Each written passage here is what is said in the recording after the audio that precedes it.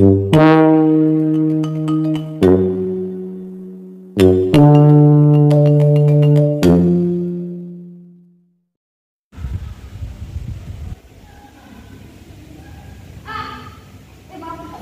semua. Waalaikumsalam. Apa kabarnya hari ini? Luar. Apakah semuanya sudah hadir? Sepertinya sudah, Bu. Dulu ya. Baik, Bu. Siti Nurhaliza, Lydia Eka Susanti, Fatia Nabila, Irene Matahari. Nah, karena semuanya sudah hadir, mari kita mulai pembelajaran bahasa Indonesia pada hari ini ya. Materi hari ini yaitu ada penyusunan teks laporan percobaan. Ada yang tahu nggak sih apa itu teks laporan percobaan? Belum. Nah, pengertian teks laporan percobaan yaitu teks laporan percobaan adalah teks yang menceritakan tentang percobaan yang dilakukan oleh peneliti. Sampai sini sudah dipahami? Udah. Biasanya teks ini digunakan untuk melaporkan hasil percobaan, karya ilmiah atau laporan praktikum. Selanjutnya yaitu ada fungsi teks laporan. Fungsi teks laporan yang pertama ada pertanggungjawaban bagi orang yang diberikan tugas. Jadi kalau kita kasih tugas nih, teks laporan ini berfungsi untuk pertanggungjawaban kita sebagai pihak yang menerima tugas itu. Yang kedua ada landasan pimpinan dalam mengambil kebijakan atau keputusan. Jadi kalau kita nggak bisa semena-mena dalam mengambil kebijakan atau keputusan, harus ada teks laporannya untuk dilaporkan kepada pihak yang berwenang. Yang ketiga ada alat untuk melakukan pengawasan.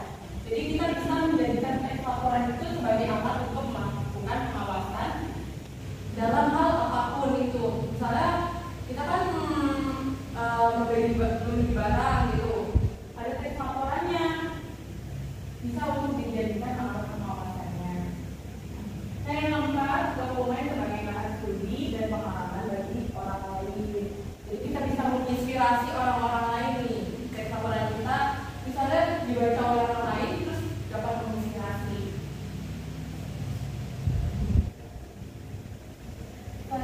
Materi selanjutnya yaitu ada tujuan teks laporan percobaan.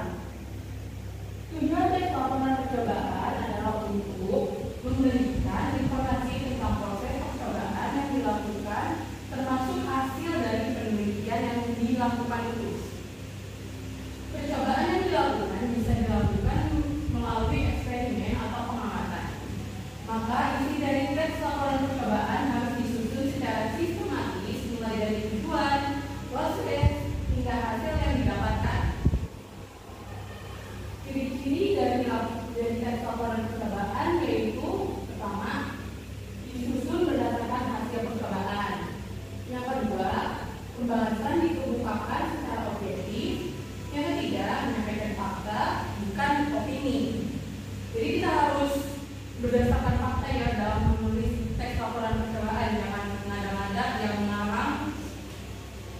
Yang keempat, ada disusun secara sistematis dan lengkap. Yang kelima, menggunakan bahasa baku dan ilmiah. Dan yang keenam, bersifat tidak memihak atau netral.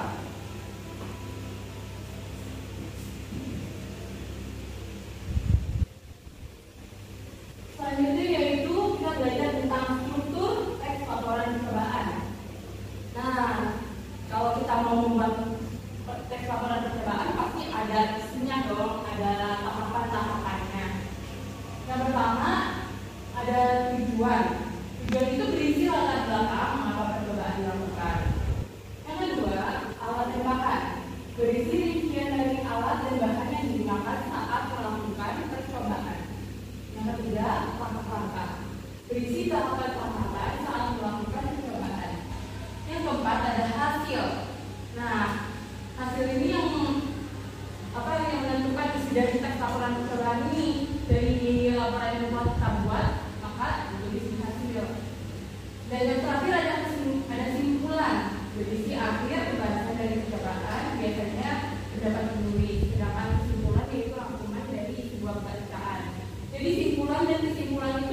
ya.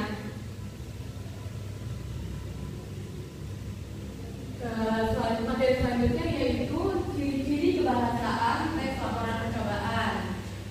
Yang pertama, kalimat aktif, yaitu kalimat yang merupakan subjek melakukan predikat. Contohnya, ibu sedang pergi ke pasar.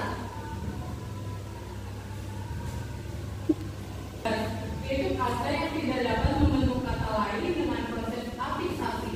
Contohnya, dan, tetapi, karena, di, ke, dari, dan sebagainya. Yang ketiga, kata-kata bidang ilmu, yaitu kata yang dipakai dalam suatu ilmu. Contohnya kebersihan, kemaran, dan lain sebagainya. Dan yang keempat yaitu unsur serapan, yaitu unsur yang berasal dari bahasa asing atau bahasa daerah, baik berupa imbuhan, kosakata maupun istilah yang dipungut atau diserap ke dalam bahasa Indonesia. Contohnya gampang, gratis, halte, dan sebagainya.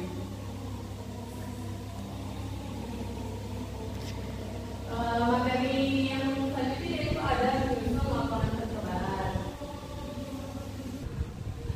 Materi selanjutnya yaitu ada menyusun laporan percobaan.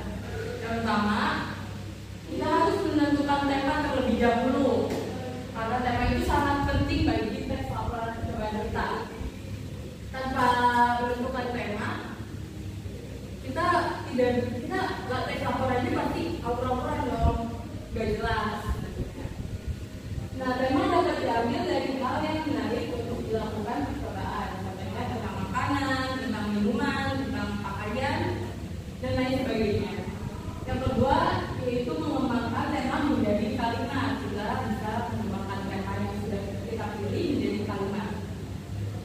Dari tema yang dipilih dapat dikembangkan menjadi kalimat, contohnya percobaan membuat dodol untuk laut. Nah, itu kan temanya kan makanan ya. Jadi dikembangkan menjadi kalimatnya yaitu percobaan membuat dodol untuk laut. Selanjutnya ada mengembangkan kalimat berdasarkan tema menjadi teks yang lembut dan logis. Nah, dari sini kita mulai menyusun nih isi struktur sesuai dengan ketentuannya. Dan yang terakhir ada melengkapi bagian struktur lain. Dengan memperhatikan lebih teliti lagi jika ada bagian struktur yang masih kurang. Selanjutnya, apa di sini sudah pada paham belum nih tentang teks laporan percobaan nih? Yang mau ditanya? Enggak. Tahu disuruh kasih tugas ngomong-ngomong kebiasaan. Ya, udah dikasih tugas, males bu, nggak ngerti bu. Ya, biasanya emang orang Indonesia. Benar ya, udah ya. Mau dilanjut nih kalau nggak ada pertanyaan nih. Oke, lanjut ya. Selanjutnya adalah menyusun teks laporan percobaan. Tujuannya yaitu memperbaiki kesalahan-kesalahan yang dilakukan saat menyusun teks. Hal-hal yang perlu diperhatikan yaitu ejaan, tanda baca, diksi, kalimat, sistematika penulisan, dan kebenaran konsep.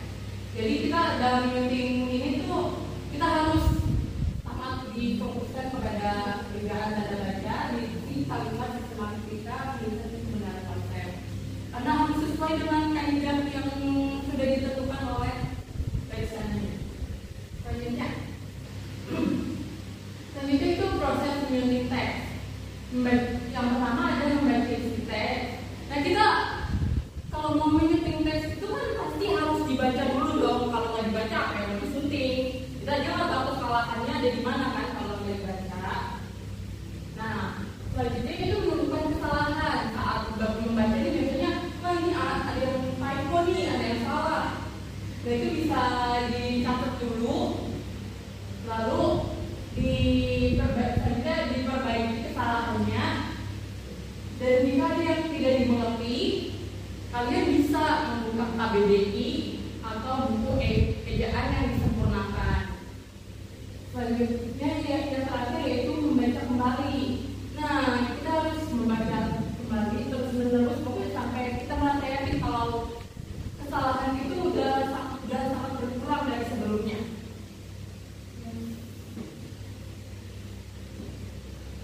Berikutnya yaitu ada cara merevisi atau memperbaiki teks laporan percobaan. Yang pertama, kalian bisa memeriksa kesesuaian teks dengan tujuan dan temanya. Jadi kalau ada yang belum sesuai dengan tujuannya atau temanya, nah bisa diperiksa dulu nih. Jadi harus direvisi. Yang kedua, periksa tata bahasa dan struktur kalimat. Ini juga sangat penting bagi bahasa dalam kaidah kebahasaan. Jadi kan kalau bahasanya ngawur atau struktur kalimatnya kurang, jadi tidak bisa teks laporan itu tidak sempurna. Nah, selanjutnya yaitu periksa kesesuaian tabel dan gambar. Jika kalian teks laporannya ada yang tabelnya atau gambarnya, kalian bisa cek gitu. Selanjutnya ada periksa referensi yang digunakan.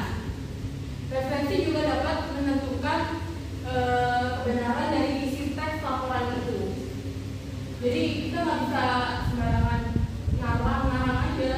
Jadi harus ada referensinya karena teks laporan percobaan seperti yang sebelumnya sudah dijelaskan kan bersifat kan sangat penting bagi teks laporan percobaan.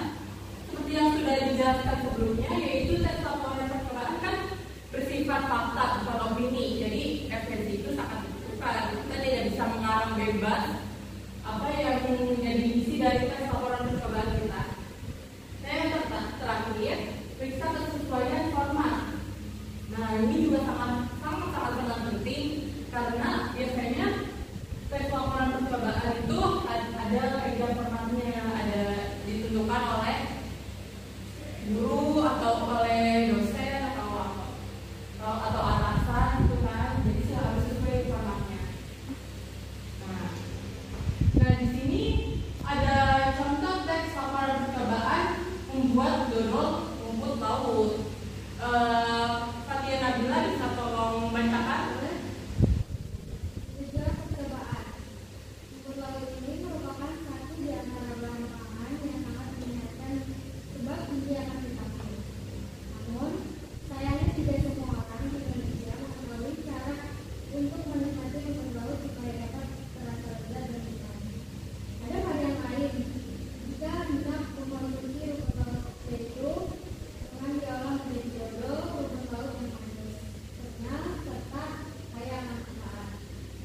Untuk alat dan bahannya, alatnya ada pemaduk, wajan besar, pengarit. Untuk bahannya ada rumput laut, gula, garam, air, serta makanan. Nah, terima kasih Fatia Nabila. Ada yang bisa menyimpulkan tujuan percobaan ini apa? Membuat dodol rumput laut. Betul sekali. Ya, kira-kira seperti itu lah. Jadi kita tujuan apa dalam bahasa Inggrisnya tujuan teks laporan percobaan ini adalah untuk memberitahukan cara-cara mengolah rumput laut menjadi dodol. Ya, nah sesuai dengan yang sudah dijelaskan sebelumnya, yang pertama ada tujuan, apa strukturnya ada tujuan, alat dan bahan,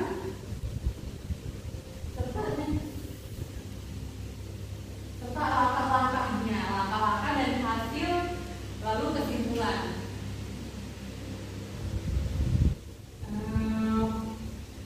Siapa ya?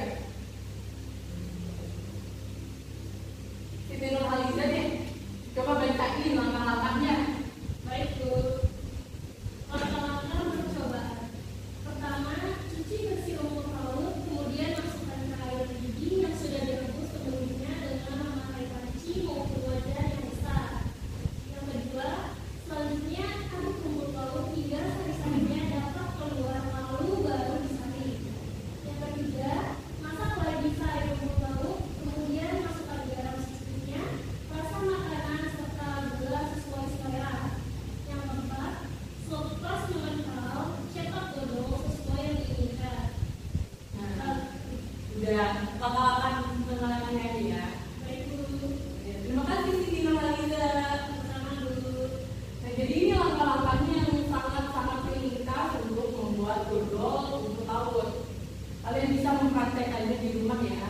Iya Bu. Selanjutnya hasil percobaan. Tolong Lydia Rafika Susanti bacakan ya. Hasil percobaan dari rumput laut yang biasanya dianggap tak bervariasi ternyata dapat diubah menjadi suatu makanan yang disukai oleh seluruh kalangan. Selain itu, proses untuk pembuatannya pun sederhana, serta mudah, bisa menjadi rekomendasi masyarakat yang sudah mengonsumsi rumput laut, tetapi masih bingung untuk mengolah agar rumput laut yang lezat. Baik, terima kasih Lydia. Jadi rumput laut ternyata nggak cuma bisa dicemilin doang ya sebagai ini, bisa juga dibuat menjadi dodol. Ini sama-sama kreatif yang memiliki. Selanjutnya yaitu kesimpulannya, saya bacakan ya. Walau terlihat sederhana dodol rumput laut, tapi ini tidak hanya lezat dan mempunyai banyak manfaat berguna untuk kesehatan tubuh. Satu di antaranya ialah proses metabolisme. Mengolah rumput laut ke dalam bentuk dodol yang lezat juga bisa meningkatkan nilai jual dari rumput laut yang merupakan satu di antara komoditi dari negara Indonesia. Jadi rumput laut itu kan merupakan kekayaan Indonesia. Jadi kita harus bisa nih mengolahnya, harus bisa kreatif untuk agar Indonesia, agar warga Indonesia tidak merasa bosan dengan rumput laut. Nah, selanjutnya ada kutipan yang sangat saya suka, yaitu ada ketika aku sungguh-sungguh untuk memutuskan bahwa sebuah hasil layak untuk didapatkan untuk melakukan percobaan demi percobaan sampai berhasil. Kutipan tersebut berasal dari Thomas Alva Edison. Nah, kalian pasti tahu kan Thomas Alva Edison itu siapa sih? Yang nggak tahu, parah banget. Nah, karena materi sudah selesai dibahas, apakah masih ada yang ingin ditanyakan? Ada yang belum dimengerti gitu? Dari strukturnya, dari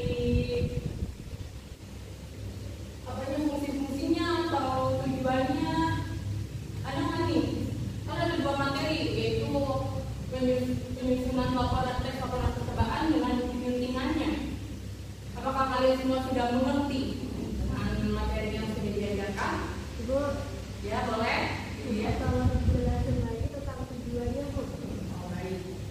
Tujuannya. Tujuan tes laporan percobaan kan? Nah, tujuan tes laporan percobaan untuk memberikan informasi tentang proses percobaan yang dilakukan termasuk hasil dari penelitian tersebut. Nah, maksudnya itu tujuan dari tes laporan percobaan adalah untuk melaporkan atau memberikan informasi. Jadi kita kan meneliti dulu nih, melakukan percobaan. Nah, kita membuat tes laporan percobaan ini bertujuan untuk membagikan hasil yang kita lakukan percobaan itu. Jadi hasilnya itu dibuat tes laporan percobaan agar ada buktinya, bisa dibagikan informasinya kepada orang lain. Jadi kan bisa bermanfaat untuk orang lain juga. Nah, apakah sudah dipahami? Ya. Berarti sama nggak, Bu, sama teks prosedur? Oh, teks prosedur. Iya. Kalau teks prosedur itu kan biasanya tuh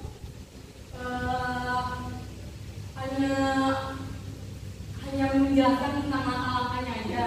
Kalau ini kan ada struktur hasilnya gitu loh, ada penjelasan hasilnya, gitu beda ya.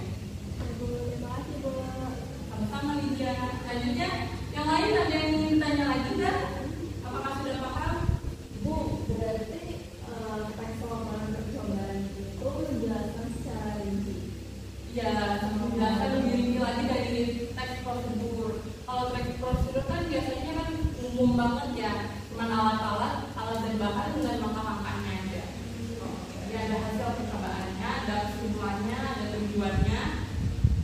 Jadi beda. Selanjutnya ada yang mau nanya lagi?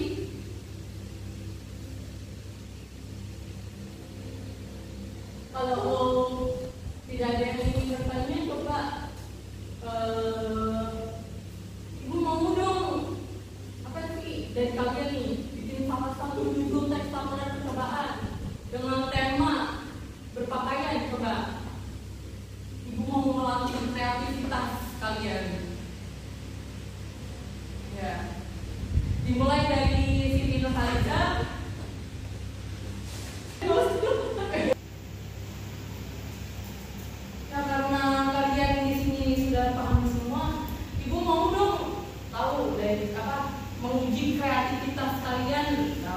membuat judul tes laporan percobaan dengan tema pakaian.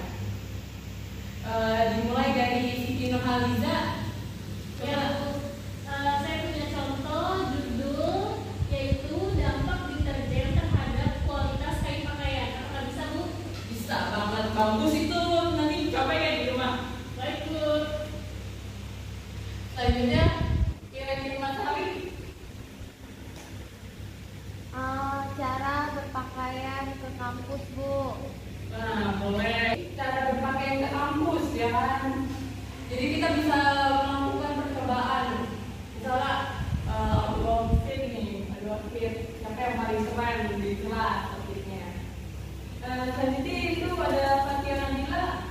Kalau tata cara berpakaian seragam sekolah sih, Bu.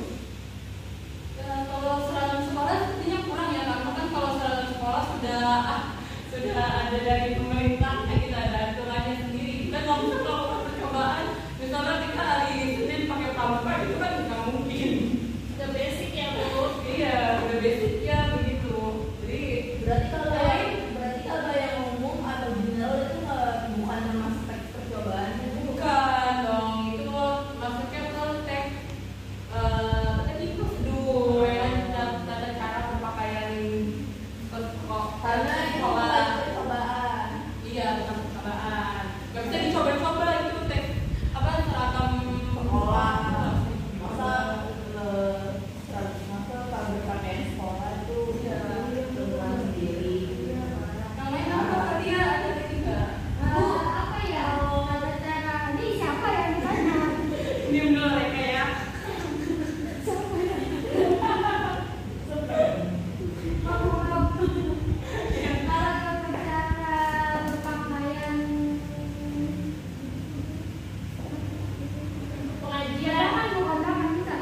Pandangan bisa tuh, kan basicnya kan batik. Jadi kita bisa melakukan percobaan dengan memakai kebaya, dengan memakai tanggul apa segala macam yang on point. Tapi undangan kan sudah memakai batik aja, Bu.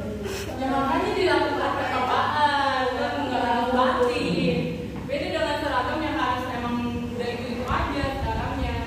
Gitu ya, Bu. Ya, selanjutnya Lydia Eka Susanti, apa nih? Ibu mau tahu nih. Membuat pakaian dari bahan bekas bisa nggak, Bu? Nah, bisa banget itu. Jadi kita harus mendaur ulang ya pakaian yang sudah tidak dipakai menjadi bahan bekas. Dari koran gitu, Bu. Oh, iya iya. Robek gimana? Iya, dari koran kalau dari koran kalau Iya kan Jadi iya, siapa, Pak. Bu? Iya, jadi tapi kalau dari bawah bisa tuh. Dari bawah mau terbang. Enggak, soalnya saya pernah lihat ada baju yang dibuat itu dari balon, Bu. Itu kan namanya teks percobaan, Bu. Soalnya kan itu eksperimen. Iya bisa kalau nggak terbang bisa. Iya kan baju nggak hanya dari pakaian, Dari kain. Tapi nanti kamu tidak di tambah kainnya malam. kalau badan membahayakan, Bu. Iya, tapi kalau dari itu bahan. Kalau kan nggak, Bu. Bahaya. Kalau rendah membahayakan nggak? Itu dia, kita harus meneliti lagi bahan-bahan yang harus kita percobaan gitu loh, jangan bahan-bahan yang Kalau membahaya. bahan yang aman untuk percobaan apa? Bu, bisa nggak kamu contoh? kompor gas. Berarti kalau balon gas nggak Tapi apa-apa. kalau Kalau jalan, Balon gas. kalau terus itu iya. Ah, kok aman banget, Pak, ya. aman banget itu, pintar banget. Pokoknya ya udahlah, kamu mau pakai balon yang mau. Ya kan saya lihat, Bu, di